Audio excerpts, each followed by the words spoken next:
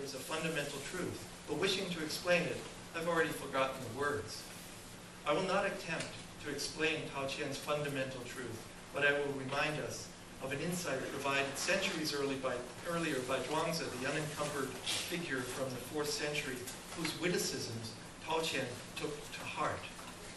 Zhuangzi supposedly said, "The fish trap is for catching fish. When the fish is caught, you can forget the fish trap.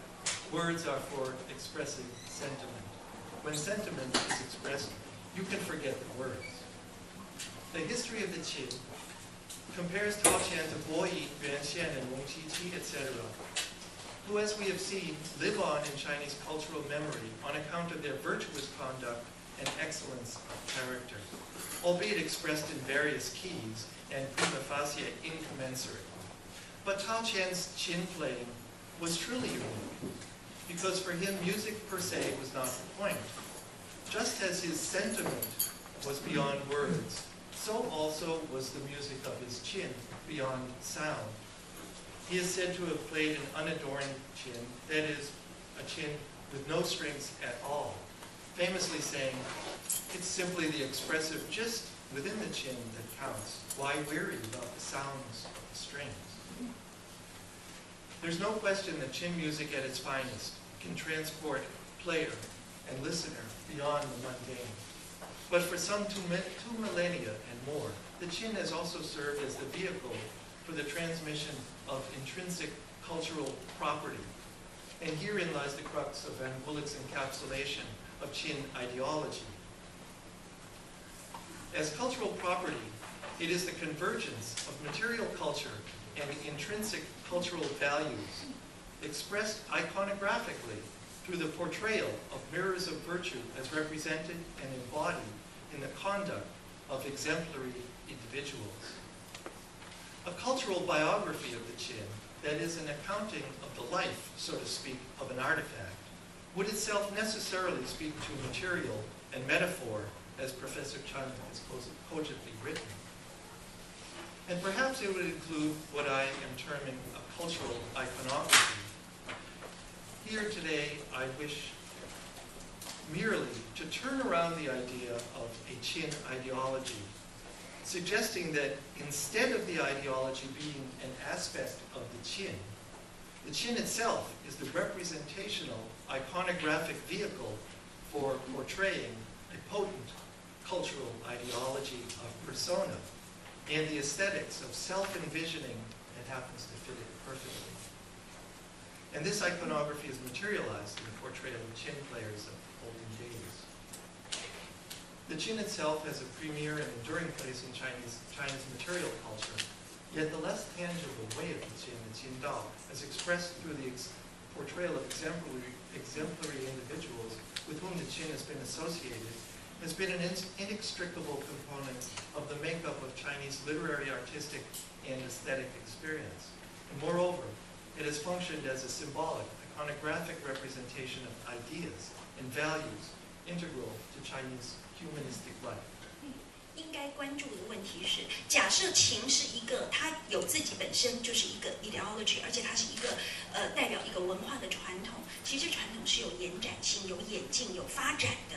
可是，在他的论文当中，他比较没有去谈这种历史的，他把所有的人、所有的这个通通放在同样一个平台上，他只是抓他要的资料，然后去构筑这样子的一个这个文化的 ideology。情其实很多东西是靠自然作为媒介才能够实现的，如这个博先刚提到的第一个例子啊，就是谈到伯牙子期，我把他那个原文就放在这里给各位看啊，因为这个说他的老师程连说伯牙学了3年的琴都没有办法去感动别人呢，就是精神寂寞，情志专一，他做不到，所以他的方子春在东海说能怡人情 ，OK， 谢谢。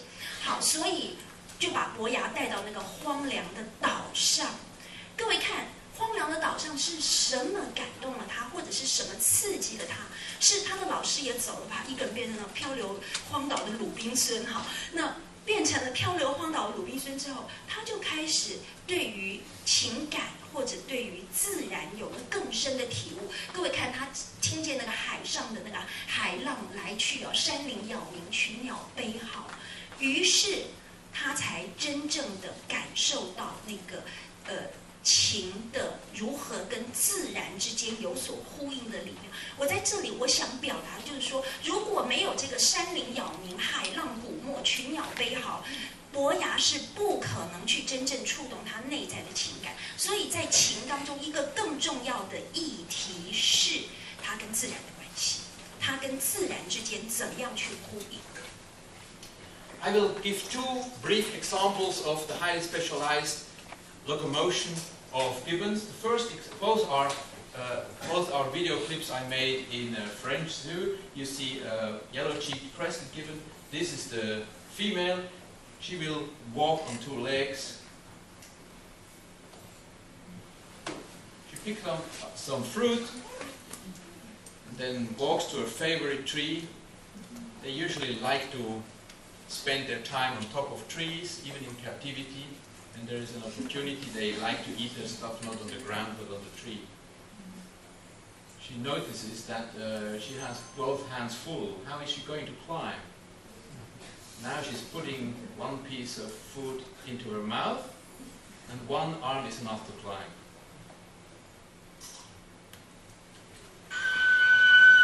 So this is brachiation of a gibbon.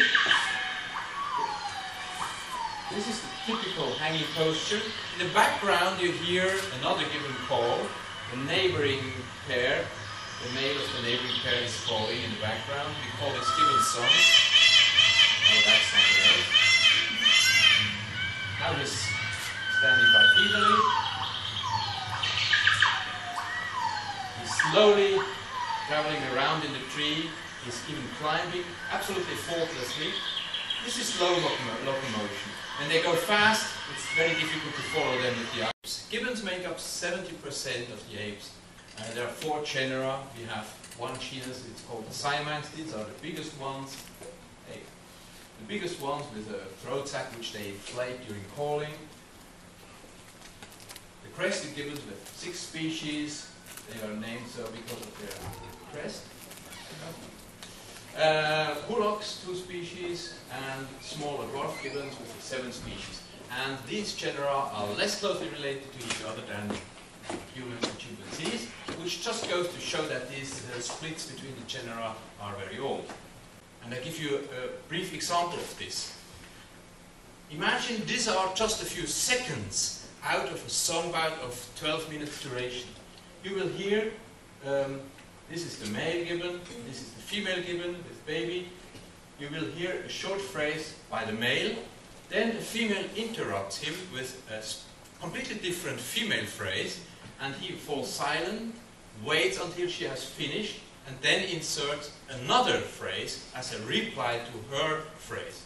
And it goes on like that for 12 or 15 minutes.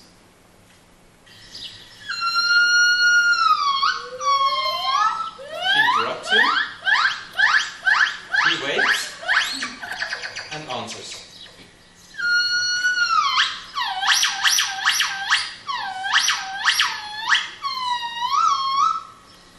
And they continue.